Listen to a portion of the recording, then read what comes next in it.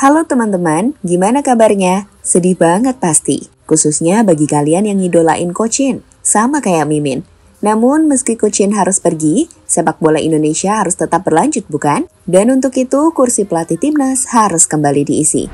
Ngomongin soal kursi pelatih tim Garuda, dalam press conference-nya, Pak Erick Thohir sudah ngasih kita kode-kode nih, di mana sesuai dengan tebakan dari para penggemar timnas, pelatih baru akan berasal dari Eropa, tepatnya dari Belanda.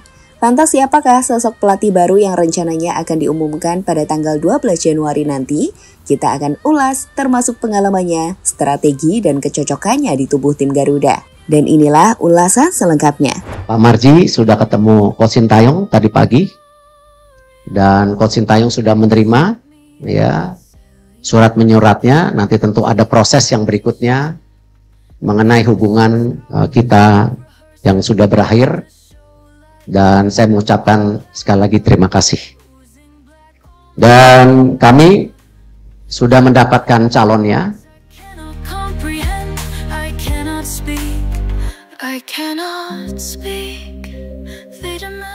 Kontraknya 2+2. Negara mana, Pak? Negara ya, Pak?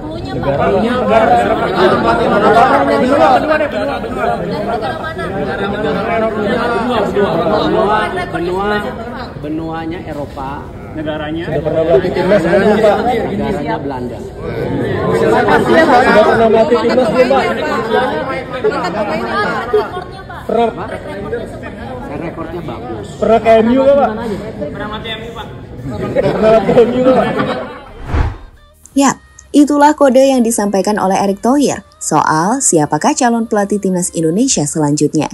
Dari apa yang dia sampaikan, mulai dari pelatihnya dari Eropa khususnya Belanda dan memiliki track record yang bagus, beberapa nama mulai muncul untuk menjadi calon pelatih timnas.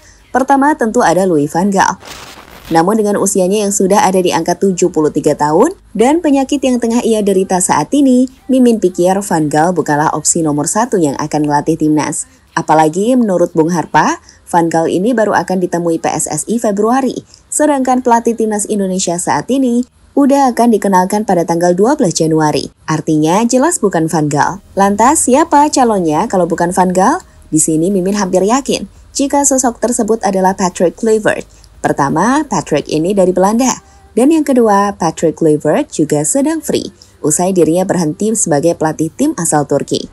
Jadi, di awal Juli 2023, ia ditunjuk untuk memimpin Adana Demirspor dengan kontrak hingga musim panas 2025. Namun pada awal Desember 2023, kontraknya dengan klub tersebut dihentikan melalui kesepakatan bersama. Selain itu, Patrick ini juga sudah pernah bertemu langsung dengan Erick Thohir. Dan semua hal itulah yang membuat kami memprediksi jika sosok Patrick Kluivert adalah calon pelatih timnas selanjutnya. Apalagi pengamat dan media-media juga punya sudut pandang yang sama jika Patrick akan jadi pelatih timnas.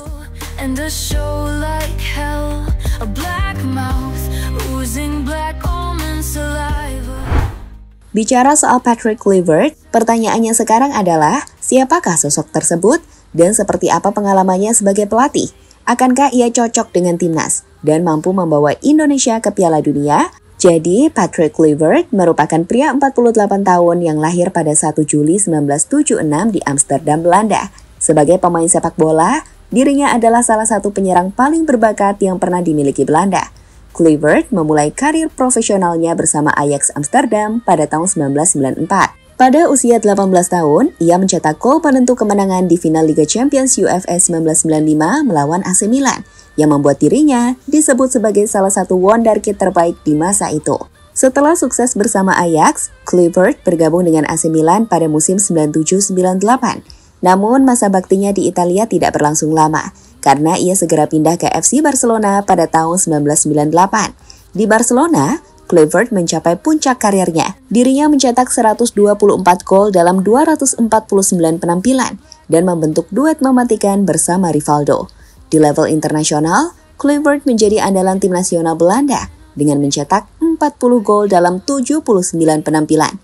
Ia berpartisipasi dalam berbagai turnamen besar, termasuk Piala Dunia FIFA 1998 dan beberapa edisi kejuaraan Eropa UFA. So, kalau bicara soal karirnya sebagai pemain, Kluivert adalah salah satu legenda terbesar di sepak bola Belanda.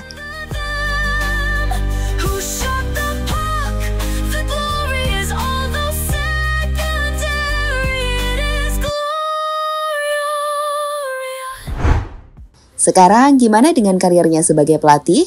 Jadi setelah pensiun sebagai pemain, Clifford karirnya di dunia kepelatihan sebagai asisten pelatih di klub AS Alkmaar dan Nick Nijmegen. Ia juga sempat mendapatkan pengalaman internasional saat menjadi asisten pelatih tim asal Australia Brisbane Roar pada tahun 2010. Pada tahun 2012, Clifford ditunjuk sebagai asisten pelatih tim nasional Belanda di bawah arahan Louis van Gaal, di mana saat itu kombinasi keduanya berhasil membawa Belanda meraih posisi ketiga di Piala Dunia FIFA 2014. Selain itu, Clifford juga pernah menjabat sebagai Direktur Akademi Sepak Bola Paris Saint-Germain dan FC Barcelona sebelum memulai karirnya sebagai pelatih kepala. Dengan melatih timnas Curaçao, di mana saat itu dirinya mampu membawa tim tersebut meraih prestasi yang signifikan di kancah sepak bola Karibia. Terakhir pada tahun 2023, Clifford menjabat sebagai pelatih kepala klub Turki, Adana Demirspor. Namun masa jabatannya berakhir pada Desember 2023 melalui kesepakatan bersama.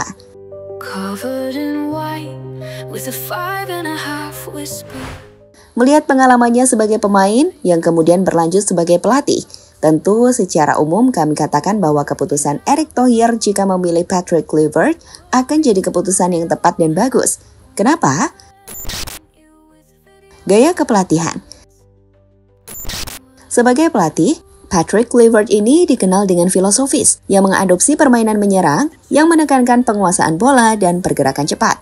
Pengalaman bermain di klub-klub seperti Ajax dan Barcelona dapat dikatakan telah mempengaruhi pendekatannya dalam melatih, di mana ia mendorong timnya untuk bermain dengan kreativitas dan fleksibilitas dalam menyerang. Sekarang, kalian bisa melihat hasil pertandingan dan formasi yang digunakan Patrick Clifford saat menangani tim asal Turki Adana di tabel berikut. Di situ nampak jelas bahwa formasi yang sering digunakan olehnya adalah 4-2-3-1. Dengan skema lainnya bisa berupa 4-3-3. Sebagai formasi 4-2-3-1 adalah formasi yang berfokus pada keseimbangan antara pertahanan dan serangan. Dengan 2 gelandang bertahan akan memberikan stabilitas defensif dan 3 gelandang serang yang mendukung penyerang tunggal. Sementara itu kalau bicara formasi 4-3-3, formasi itu adalah formasi yang sering digunakan untuk menerapkan total football, di mana formasi itu memungkinkan transisi cepat antara menyerang dan bertahan, serta rotasi posisi pemain yang dinamis. So, jika pilihannya Patrick Clifford, maka kami pikir PSSI ingin melihat timnas bermain lebih dinamis dalam menyerang atau menguasai permainan dengan gaya total football.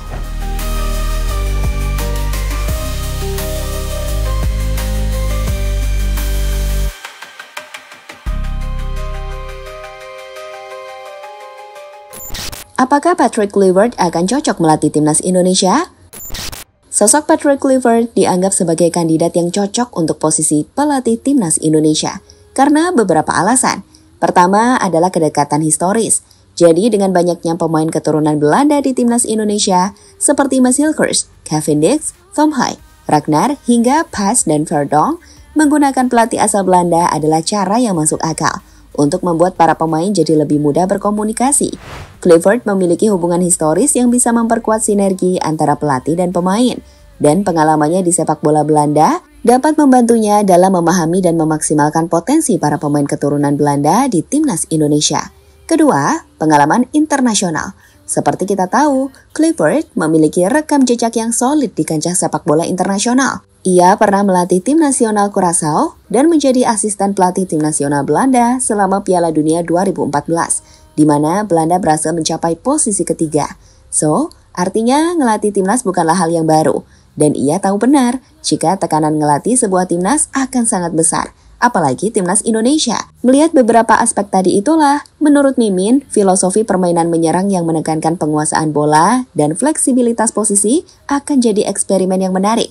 Meskipun kita tahu, ini juga beresiko besar, karena waktu dan tuntutan yang dibawa timnas ada di situasi yang sangat besar. Pelatih baru timnas akan langsung menangani tim Garuda di laga besar kontra Australia, yang harusnya akan sangat menentukan apakah timnas bisa lolos langsung ke partai Piala Dunia atau tidak.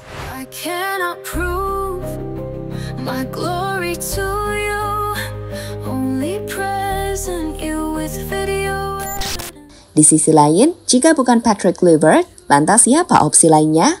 Apakah Erik ten Hag? Kami pikir bukan. Gajinya terlalu tinggi. Erik ten Hag yang merupakan mantan manajer Manchester United menerima gaji tahunan sebesar 9 juta pound sterling. atau sekitar 168 miliar rupiah selama masa jabatannya di klub tersebut. Gimana dengan Giovanni van Bronckhorst? Mantan pemain internasional Belanda diangkat sebagai pelatih kepala Besiktas pada 5 Juni 2024. Namun masa jabatannya berakhir pada 30 November 2024 setelah serangkaian hasil yang mengecewakan, termasuk kekalahan 1-3 dari Maccabi Tel Aviv di Liga Eropa. Saat ini, Van Bronckhorst tidak sedang melatih klub atau tim manapun. Opsi yang menurut kami cukup mungkin, namun masalahnya, Giovanni van Bronckhorst belum pernah melatih tim nasional sebagai pelatih kepala, saat karir kepelatihannya lebih banyak dihabiskan di level klub.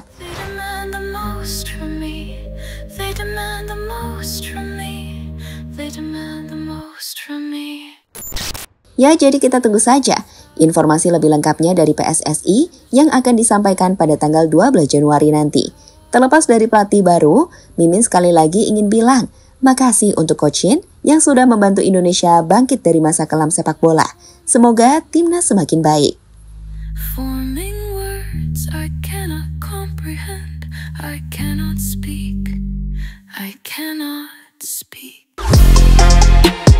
Halo, izin iklan sebentar ya guys. Jadikan ruangmu bernuansa timnas. Temukan beragam poster dinding, sepak bola dan timnas dengan desain menawan, kualitas premium dan harga yang tidak akan menguras kantong. Segera klik link Shopee di deskripsi video ini dan dukung timnas dengan sepenuh hati. Mulai dari dinding rumahmu.